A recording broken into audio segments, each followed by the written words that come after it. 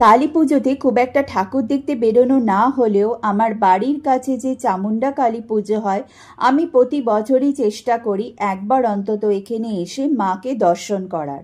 এটা অনেক দিনের পুরনো একটা পুজো। এই বছর এই পুজোটা ৫৯তম বছরে পড়ল। ইনি হলেন মা চামুণ্ডা কালী। এই কালী মূর্তিটি ১৮ ফিটের। এখানে মাকে সামনে থেকে দর্শন করতে খুবই ভালো লাগে। আর চামুণ্ডা কালী একজন জাগ্রত কালী, তাই অনেক মানুষও এখানে আসে মাকে দর্শন করতে। এই পুজোটা ৭ দিন ধরে হয়। ৭ দিন পরে এখানে মাকে বিসর্জন দেওয়া হয়। আর এখানে পুজোর সাথে সাথে একটা মেলাও হয়। যদিও মেলাটা খুব বেশি বড় না, ছোটোর মধ্যেই, কিন্তু তাতেও অনেকগুলো রাইডসও থাকে, সব রকমের স্টলও বসে, সব রকমের খাবারের দোকানও থাকে।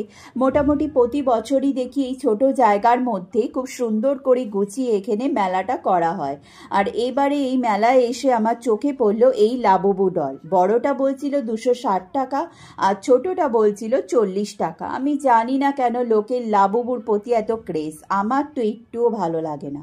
আর মেলায় এসে জুয়েলারি তো দেখবই, তাই দেখতে দেখতে আমার চোখে পড়লো এই ফিঙ্গার রিংটা, যেটা আমি নিলাম। আরেকটা জিনিসের ওপরও চোখ পড়লে আমি নিজেকে আর আটকাতে পারি না, সেটা হলো এই হ্যান্ডমেড জুয়েলারি। এই হ্যান্ডমেড জুয়েলারিগুলোর ওপর আমার বিশাল দুর্বলতা। আমি যেখানেই যাই হ্যান্ডমেড জুয়েলারি দেখলে আমি সেখান থেকে তো কিছু না কিছু নেবই। তাই এবারও নিলাম এই ব্যাঙ্গেলসটা। কিরকম হয়েছে তোমরা আমাকে নিশ্চয়ই বলো।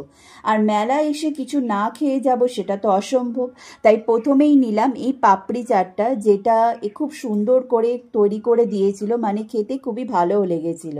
তারপরে নিলাম এই স্প্রিং পটেটো। বাড়িতে যতই বলি আলু কম খাবো, ডায়েট করব, কিন্তু মেলায় এসে এসব কথা আর মাথায় থাকে না স্প্রিং পটেটো দেখে।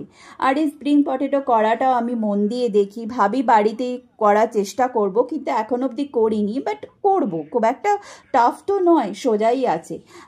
লাস্টে টেস্ট বেশি বাড়ে যখন এটা সস আর মেয়োনিজ দিয়ে দেওয়া হয়। তো এই ছিল আমার ছোটো সা ব্লগ। এই ভিডিওটা তোমাদের ভালো লাগলে প্লিজ লাইক করে দিও, চ্যানেলটাকে সাবস্ক্রাইব করো। Thank you for watching and bye for now.